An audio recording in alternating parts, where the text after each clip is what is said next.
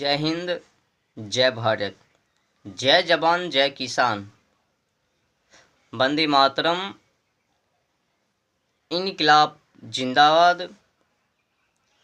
अंत में मैं कहना चाहता हूँ, सरफरोशी की तमन्ना अब हमारे दिल में है, देखना है जोर कितना बाजू एक का दिल में है। और मैं आप लोगों को कुछ जानकारी देना चाहता हूँ कि मैं करने के लिए क्या चाहता हूँ, तो सुन लीजिए। हमारे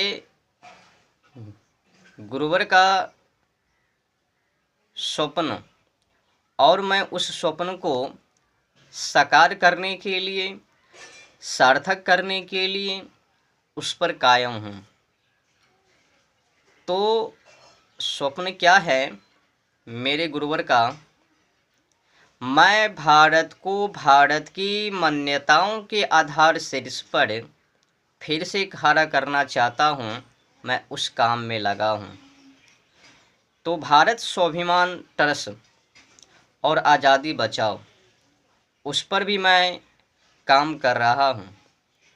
और विदेशी कंपनी हो, विदेशी कानून हो, विदेशी कल्चर हो, विदेशी खान पान हो, विदेशी रहन हो, सहन हो, विदेशी शिक्षा हो, विदेशी जो भी जितने भी हमें दिखे और जो भी हैं, मैं उन पर और उनको हटाने का काम करूँगा।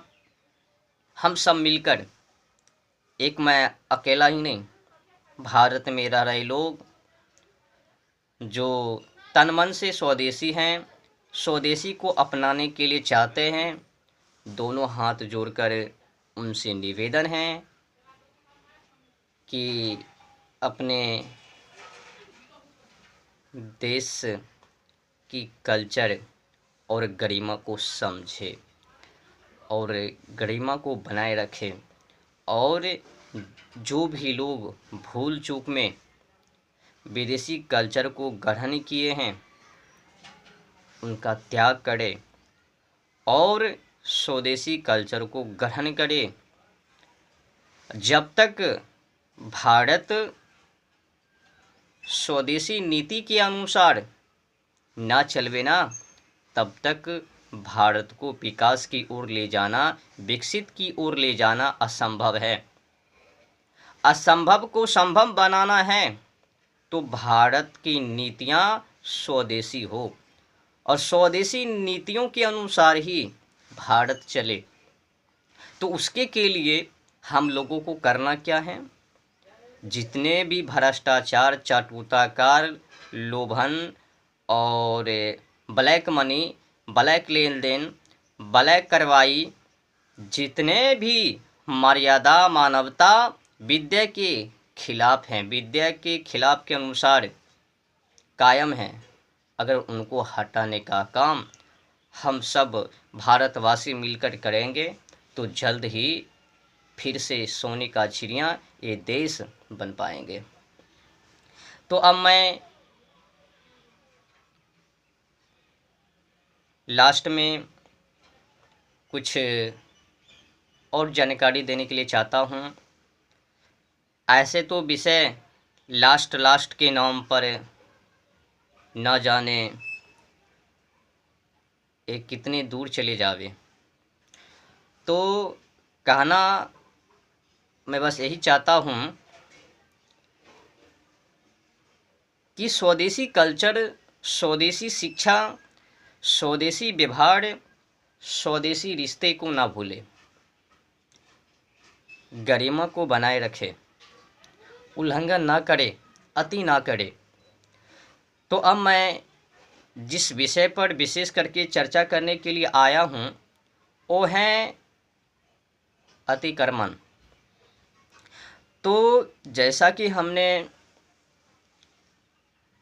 बिहार के कुछ जिलों से बुरी खबर को, खास करके अतिक्रमण को लेकर सुना है, तब से चैन नहीं, मेरे को रहा नहीं गया। जिस तरह से एक बिहार में ही नहीं, भारत के कोने कोने में जितने भी राज्य हैं, राज्य के अंदर जिला है, जिला के अंदर प्रखंड है, प्रखंड के अंदर गांव, गांव के अंदर वार्ड, वहाँ पर गरीबों पर ही अतिक्रमण। बाकी तो देश का कानून किस पर आधारित है, दुनिया को पता है। कानून के नाम पर जिस तरह से गरीबों को सताया जा रहा है, मैं तुम लोगों के लिए ये करूँगा, जाति अनजाति, सूची अनुसूची, पिछला पिछला, ओ वर्ग ए वर्ग कहा करके भाषण करके तो गांव से सरकार नेता लोग चले जाते हैं। उसके बाद उनके घर पर क्या कहूँ, तो शॉर्टकट में तो बताना पड़ेगा। तो अब मैं, जैसा कि मैंने बुरी खबर को सुना, बिहार के कुछ जिलों से, पटना हो, समस्तीपुर हो, या फिर सबसे अधिक अतिक्रमण को हटाया जा रहा है ना, तो वो बेगूसराय, समस्तीपुर में भी है, बिहार में ही है, और बिहार में तो है, पटना में भी है, और बिहार के कुछ और ज़िला हैं वहाँ पर भी है। अभी मैंने सबसे अधिक पटना, समस्तीपुर और बेगूसराय, तो अभी सबसे अधिक चर्चा अतिक्रमण को लेकर समस्तीपुर और बेगूसराय। तो मैं बेगूसराय का निवासी हूँ, बिहार के ज़िला बेगूसराय। ऐसा नहीं है कि ऐसे तो मैं भारत के रहने वाला हूँ, भारत के निवासी हूँ। अब ठीक है, तो अब मैं सरकार से पूछना चाहता हूँ, चलो ठीक है, आप लोगों के अनुसार वो अतिक्रमण है, उनको हटाना तो ज़रूरी है, क्योंकि सड़क लंबी चौड़ी, और जो भी मन में लालसा है और जिस भी विचारों पर आप लोग काम कर रहे हो, अब आप लोगों के मन में क्या राय विचार हैं आप ही लोग जाने। पर मैं आप लोगों से इतना ही कहना चाहता हूँ, उन गरीबों को तो अतिक्रमण के नाम पर हटा रहे हो, पर क्या आप लोगों ने उनको रहने के लिए कोई अन्य जगह को चिन्हित किया कि वहाँ पर उनको रखा जाए, वहाँ से हटा करके अच्छा मान भी लिया जाए, वहाँ पर जो अतिक्रमण को हटाया जा रहा है, गरीबों को साइड किया जा रहा है सड़कों के किनारों से। अब जिन भी लोगों के पास ज़मीन है अपना, वो तो चले जाएंगे, पर जिन लोगों के पास नहीं है वो कहाँ जाएंगे। कम से कम एक रूम को बनवा देता, वहाँ पर लोगों को ऐड कर देता कि वहाँ पर रहो, खाओ पियो, परिवार के साथ जियो। अब जिनको हो, जिन भी लोगों के पास है वो तो चले जाएंगे। और जो सरकार जानकारी देती है कि हम लोग गरीबी को दूर करूँगा, तो क्या वो गरीबी को दूर किया जा रहा है अतिक्रमण के नाम पर। पटना, समस्तीपुर, बेगूसराय और कुछ ज़िले हैं,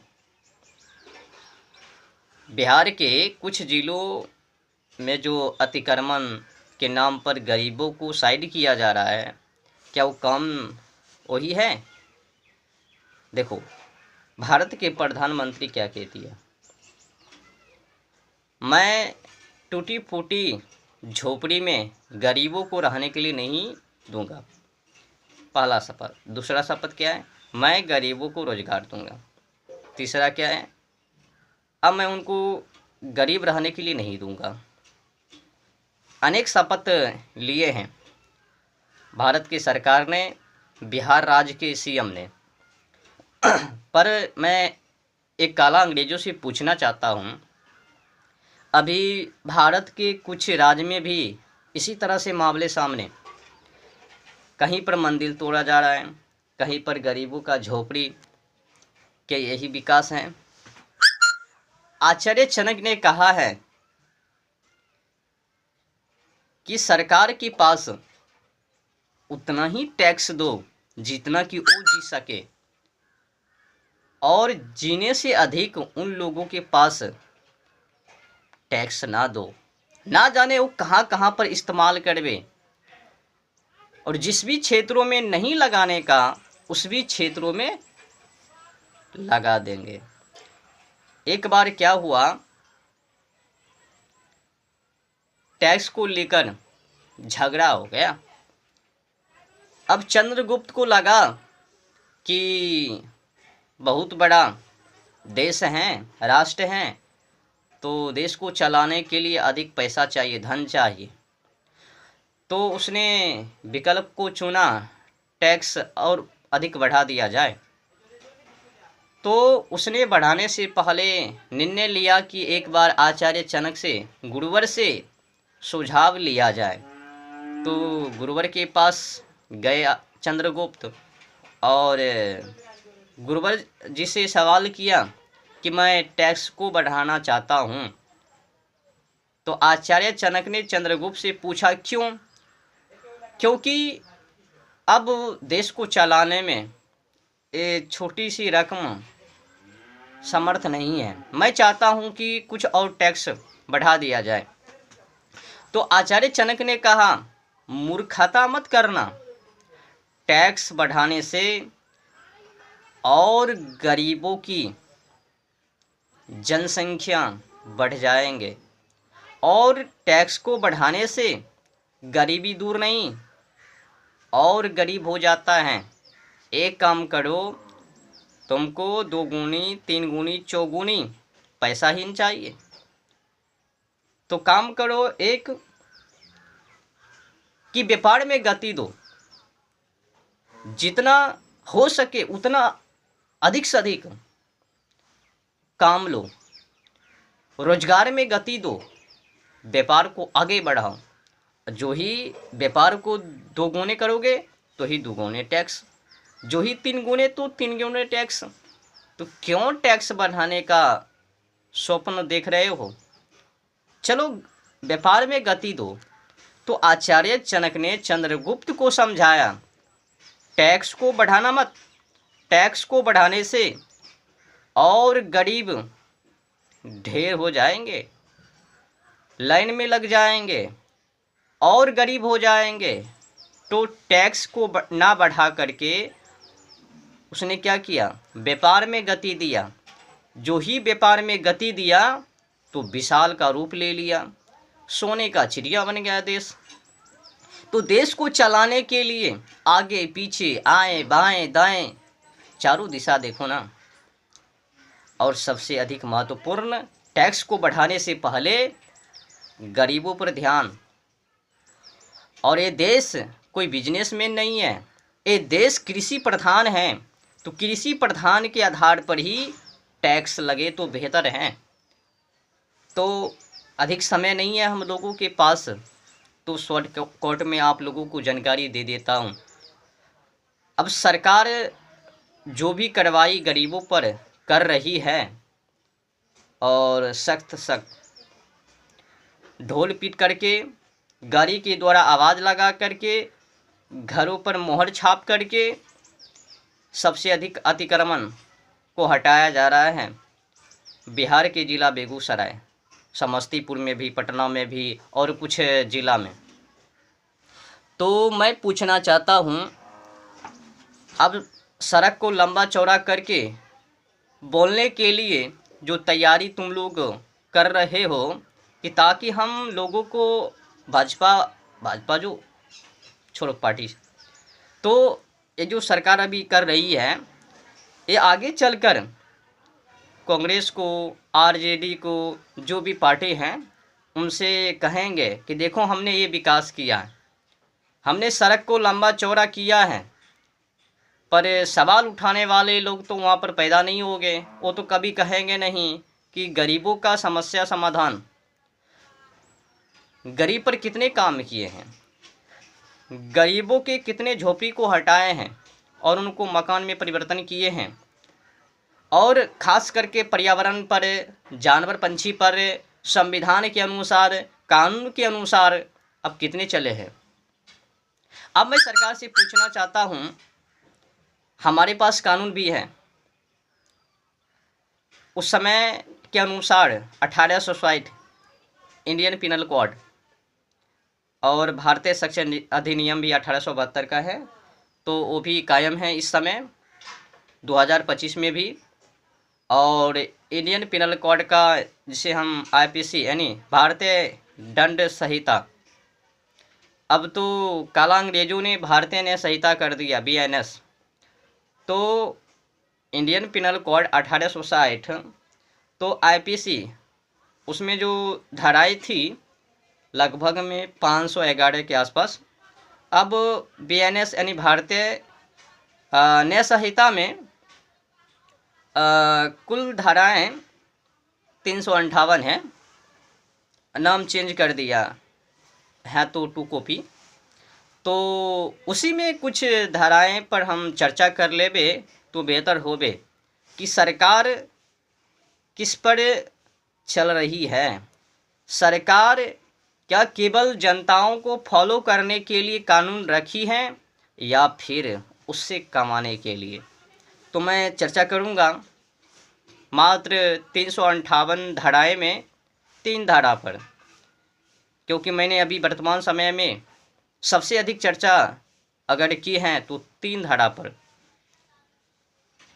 3 धारा कौन कौन सा है, तो 251, 296, 325, इन्हीं तीनों धाराएं पर मैंने सबसे अधिक चर्चा किया है और सभी वीडियो में लगभग में जोड़ा है, लोगों को जानकारी दिया। सरकार कहती है ना कि मैं संविधान के अनुसार चलूँगा, मैं शपथ खाता हूँ कि मैं नियमों का उल्लंघन नहीं करूँगा।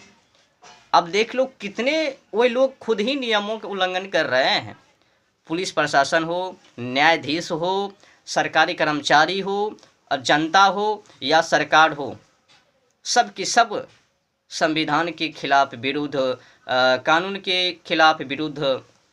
अब दिखाता हूँ मैं अपना टंडक। सरकार तो निर्णय ले लिया कि सड़क को लंबी चौड़ी, बेगूसराय हो, पटना हो, समस्तीपुर हो और जो भी बिहार के जिला हों या फिर भारत के जो भी राज्य हो, जहाँ जहाँ भाजपा है वहाँ पर अतिक्रमण। तो बताता हूँ, एक भाजपा से ही नहीं, ऐसे तो मैं आप लोगों को बता देना चाहता हूँ, मैं किसी भी पार्टी से ताल्लुक़ नहीं रखता हूँ। मेरा खुद का पार्टी है, मातृभूमि बचाओ आंदोलन, आज़ादी बचाओ, भारत स्वाभिमान और गुलामी मुक्त भारत। मैं 8-9 पार्टी बनाए हैं, मेरा खुद का पार्टी है और मैं खुद के पार्टी पर काम कर रहा हूँ और ये पार्टी किसी से समझौता नहीं लेता है ना। मैंने आप लोगों को सुना दिया ना, मैं भारत को भारत की मान्यताओं के आधार शीर्ष पर फिर से खड़ा करना चाहता हूँ, मैं उस काम में लगा हूँ। अर्थात मैं अपने गुरुवर राजीव दीक्षित जी के स्वप्न को पूरा करने के लिए, साकार करने के लिए, सार्थक करने के लिए उस पर काम कर रहा हूँ और उसके के लिए जो भी करना पड़े करूँगा।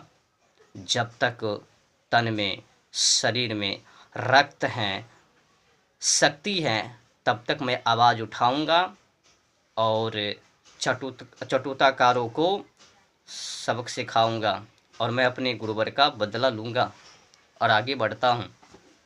गरीबों पर जिस तरह से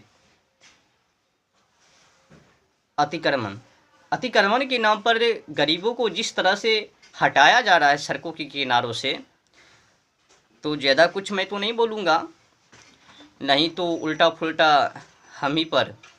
देखो क्या किया जा रहा है अतिक्रमण के नाम पर।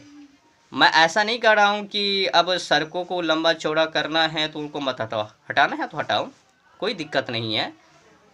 तुम लोगों का जो स्क्वायर फीट है जो भी हैं उसके अनुसार तुम लोग जो हटवा रहे हो हटाओ, पर जिस गरीबों के पास, इतना ही रिक्वेस्ट है, जिन गरीबों के पास रहने के लिए अपना ज़मीन नहीं है, कम से कम उनको रहने के लिए कोई अन्य जगह को चिन्हित करके वहाँ पर उनको बसाया जाए और हटा दे, उनको मुआवजा दिया जाए ना। अच्छा बताओ, अगर उनके पास ज़मीन नहीं है वो कहाँ पर रहेंगे? परिवार हैं, बाल बच्चा हैं, सोचना पड़ेगा ना।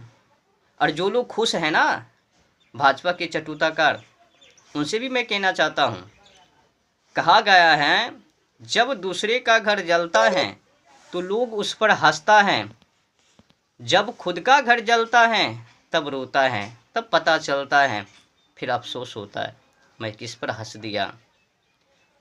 इसीलिए दूसरे पर हंसने से पहले खुद के बारे में सोचे और विचार करें। हंसना,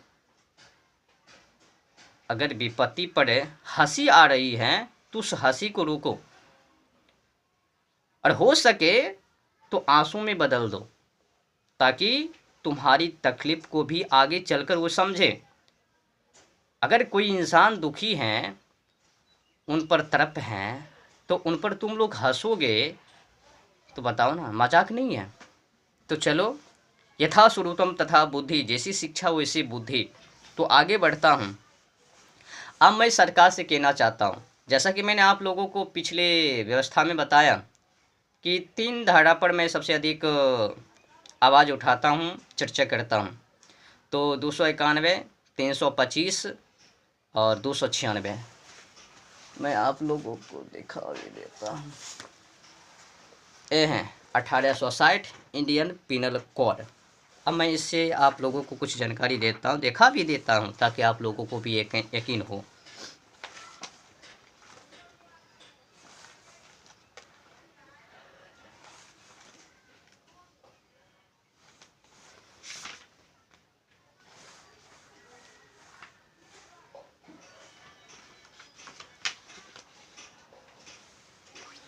देखो 291 में क्या लिखा है, अब मैं आप लोगों को पढ़ के सुना देता हूँ। 291 में लिखा है, जीव जंतु के संबंध में उपेक्षापूर्ण आचरण। जो कोई अपने कब्जे में के किसी जीव जंतु के संबंध में ऐसे उपाय करने का जो ऐसे जीव जंतु से मानव जीवन को किसी अभी संभाव्य संकट या घोर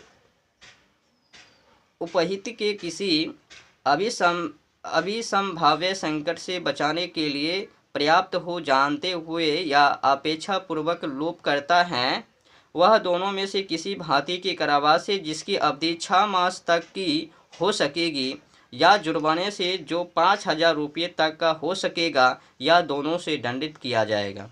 तो सरकार इस पर भी कायम नहीं है। और आगे चलो, मैं बिहार के सरकार हो या भारत सरकार हो या भारत के जितने भी राज्य हैं, उन सरकारों पर भी, क्या कि यहाँ पर जीव जंतु की बात किया है ना, और खुलकर भी मैं चर्चा करूँगा। तो आगे चलता हूँ। एक तो मैंने आप लोगों को सुना दिया।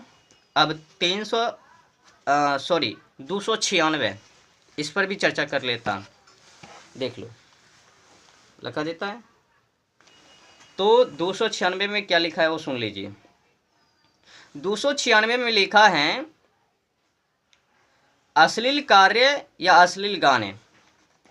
अगर किसी भी स्थानों पर अश्लील कार्य या अश्लील प्रदर्शन या अश्लील गाने का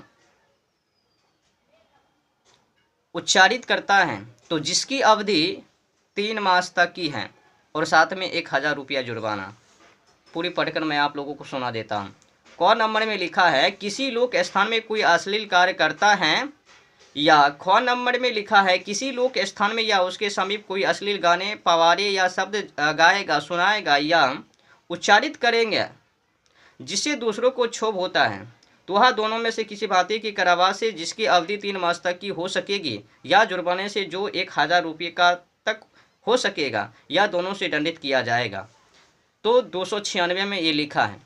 तो मैं बिहार की सरकार से पूछना चाहता हूँ, तो बिहार में तो बोरी चट्टी मकैया ढोरी पेनी छेनी पता नहीं क्या क्या गाना चलता है और गाते हैं लोग, और सरकार भी मज़ा ले लेते हैं। कभी कभी देखता हूँ ना चटुताकार नेता को गाने, वो ऑर्केस्ट्रा वाली नाच रही है, डांड को हिला रही है, कमर को लचका रही है, और वहाँ पर नेता लोग मज़ा ले रहे हैं।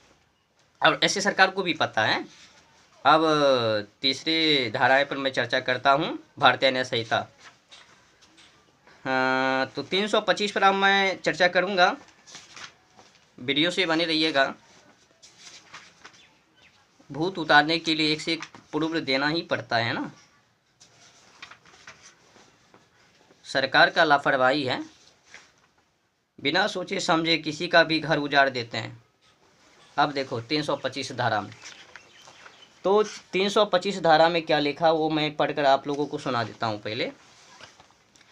तो जीव जंतु का वध करने या उसे विकलांग करने द्वारा रिशिष्ट, जो कोई किसी जीव जंतु का वध करने विषय देने, विकलांग करने या निरुपयोगी बनाने द्वारा रिशिष्ट करता है, वह दोनों में से किसी भांति के कारावास से जिसकी अवधि 5 वर्ष तक का हो सकेगी या जुर्माने से या दोनों से दंडित किया जाएगा। तो मैंने आप लोगों को भारतीय न्याय संहिता से सुना दिया।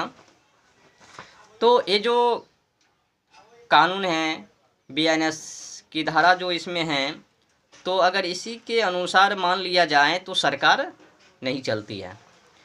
सरकार केवल जनता को फॉलो करने को कहती है, पर खुद ही लाइसेंस दे देती है जवा करने के लिए। तो यहाँ पर जीव जंतु की बात की गई है कि किसी भी जीव जंतु की अगर विकलांग, जहर और या फिर उनको रेसिस्ट समझ लो काट छाट, तो जिसकी अवधि 5 वर्ष, तो आप लोगों को पता है ना, अगर गणना किया जाए तो भारत के कोने कोने में लगभग में करोड़ पास चले जावे कसाई खाने, कत्ल खाने, तो उतने अधिक हैं। तो क्या सरकार उस पर अतिक्रमण करेंगे? केवल तो सड़क के किनारे जो लोग बस रहे हैं उसी पर अतिक्रमण। हटाओ हटाओ, बुलडोजर चलाओ उन पर, वो तो भारत के वासी है ही नहीं। ऐसा व्यवहार उन पर कर रही है जैसा कि लगता है वो शत्रु हैं। बिहार के बेगूसराय में मैंने जैसा कि अतिक्रमण को लेकर, अतिक्रमण के नाम पर गरीबों पर जो अत्याचार को देखा, मेरे को रहा नहीं गया। एक बिहार के बेगूसराय ही नहीं, पटना हो, समस्तीपुर हो, और कुछ मैंने जिला के बारे में भी सुना है, उन पर भी मैं चर्चा करूंगा आगे चलकर। तो आप लोगों ने सुन लिया कि देश के कानून में क्या क्या लिखा है जीव जंतु को रक्षा को लेकर। लिखा तो है पर चलता नहीं है। ब्लैक मनी तो देख लो किस पर है और कौन फॉलो कर रहा है, सरकार, अमीर या गरीब।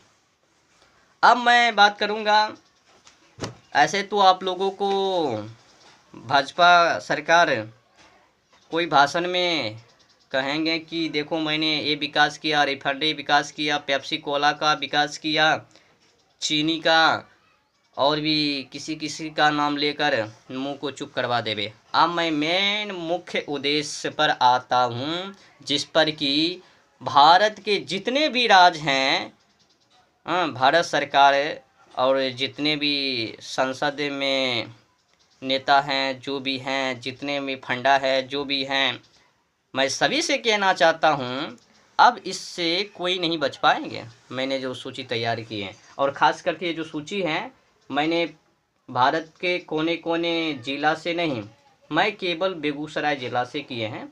तो बेगूसराय का रिकॉर्ड है पर्यावरण को लेकर। और मैं जो अब क्यों मैंने ऐसा किया वो भी बता देता हूँ। अतिक्रमण को लेकर जिस तरह से गरीबों के घरों को उजाड़ा जा रहा है, उसी के अफसोस पर मैंने ऐसा विकल्प चुना है और मैंने खोजा है। और मैं लोगों को भी जानकारी देना चाहता हूँ कि सरकार तो कह रही है कि हम विकास, और विकास के नाम पर अंदर से क्या कर रही है लोगों को भी जानकारी होना चाहिए। लोग केवल विकास को देखता है, लेकिन अंदर से क्या किया जा रहा है उस पर चर्चा नहीं है। कचरे को उठाना, कचरे को साफ करना और वायु को प्रदूषित करना। अब मैं आप लोगों को सुनाता हूँ मैंने क्या रिकॉर्ड किया है। वायु प्रदूषण की अगर बात किया जाए तो बेगूसराय का AQI अक्सर खतरनाक स्तर पर रहता है, 400 से प्लस है। अगर PM 2.5 का स्तर बहुत ज़्यादा है बेगूसराय ज़िले से, जिससे स्वास्थ्य समस्या बढ़ रही है। और अगर औद्योगिक प्रदूषण की बात किया जाए तो बरौनी में रिफाइनरी, उर्वरक कारखाने और अन्य उद्योगों से निकलने वाला धुआं प्रदूषण का मुख्य कारण है। निर्माण कार्य और धूल, सड़कों और निर्माण स्थलों से उड़ने वाली धूल हवा को और प्रदूषित करती है। और कुछ मैंने पॉइंट को ऐड किया है शब्दों को। कचरा और प्लास्टिक प्रदूषण, शहर में प्लास्टिक और कचरे का ढेर भी एक बड़ी समस्या है। मैं केवल बेगूसराय ज़िला से रिकॉर्ड किया है, मैंने एकत्रित किया है। जब विकास की बात आई तो मैंने भी सोचा कि विकास कहाँ पर है, केवल अपनी निजी स्वार्थी या फिर समझ लो। तो फिर देखो, जल प्रदूषण भी चिंता का विषय है और इसके कारण कैंसर के मामले बढ़ रहे हैं। अपर्याप्त निगरानी और कार्रवाई, प्रदूषण नियंत्रण उपायों की कमी और अवैध गतिविधियों जैसे पेड़ काटना पर सख्त कार्रवाई न होना। भारत में तो पेड़ अधिक कट रही है, कटाई करवा रही है और काट भी रहे हैं। तो बेगूसराय ज़िला में भी अधिक पेड़ पौधों को काटा जा रहा है, तो उन पर भी कार्रवाई नहीं है, लापरवाही है। तो मैंने फिर अगले रिकॉर्ड किया है, जन जागरूकता की कमी, प्लास्टिक के उपयोग और कचरा फेंकने में लापरवाही। अब अगर प्रभाव की बातें किया जाए तो इन कारणों से, जैसा कि मैंने आपको सुनाया है, वायु प्रदूषण, औद्योगिक प्रदूषण, निर्माण कार्य और धूल और कचरा और प्लास्टिक प्रदूषण, जल प्रदूषण, अपर्याप्त निगरानी और कार्रवाई में ढिलाई, जन जागरूकता की कमी। अब प्रभाव की बात किया जाए तो स्वास्थ्य, खांसी, सांस की समस्याएं, हृदय रोग और स्ट्रोक और कैंसर का खतरा बढ़ा है उन कारणों से। और मैंने कुछ और रिकॉर्ड किया है, वो भी सुन लीजिए। जीवन की गुणवत्ता, सांस लेना अब मुश्किल हो गया है, तो पेड़ लगाने के अभियान चलाए जा रहे हैं, लेकिन इनकी प्रभावशीलता पर सवाल उठ रहे हैं। कौन उठा रहा है? मैं बताता हूँ। अगर सरकार कह रही है कि पेड़ लगाओ, तो सरकार केवल, जैसा कि मैंने 3 धारा पर चर्चा किया ना, उसमें से 2 धारा पर अगर सरकार काम करे तो पेड़ लगाने की कोई ज़रूरत नहीं है। बस सरकार जानवर को, पंछी को मारना उस पर बैन कर दे, घोषणा कर दे कि अगर बिहार के किसी भी ज़िले में कोई भी व्यक्ति जानवर, पंछी को रिस्ट करता है, उनको पकड़ता है या उनको खाने के उपयोग में लाता है, जिसकी अवधि 20 वर्ष है या 10 वर्ष कर दे, 15 वर्ष कर दे, 20 वर्ष, तो हम कहता हूँ कि जो पौधा हम लोग लगा रहे हैं ना, वो पंछी खुद लगा देंगे। पूछो कैसे? जब वो खाएंगे, टटी करेंगे और जो बिच्चा उनके द्वारा तो उत्पन्न हो जाएंगे पौधे। और हम जो लोग लगाते हैं ना, गधे हैं। हमको क्या करना चाहिए? पौधों को ना लगा करके आंदोलन कौन सा करना चाहिए कि पंछी को, जानवर को मारना बंद करो। बीएनएस की धारा 291, 325 पालन करो। अगर पंछी को ना मारे ना, तो पंछी खुद ही जो बिच्चा खाएंगे ना जिस भी पौधा का, और जो टटी करेंगे उस टटी के द्वारा जो बिच्चे मिट्टी पर तो पौधा उत्पन्न हो जाएंगे। तो लगाने से क्या फ़ायदा? हम जो पौधा को लगा रहे हैं ना, वो विष को लगा रहे हैं। हम लोगों को सरकार मूर्ख बना रही है। देश विदेश से कचरे को उठाकर भारत में लाकर जला करके वायु प्रदूषण करती है और हम लोगों को कहता नालायक, तुम लोग पौधे को ऐसे वैसे प्रदूषण कर रहे हो,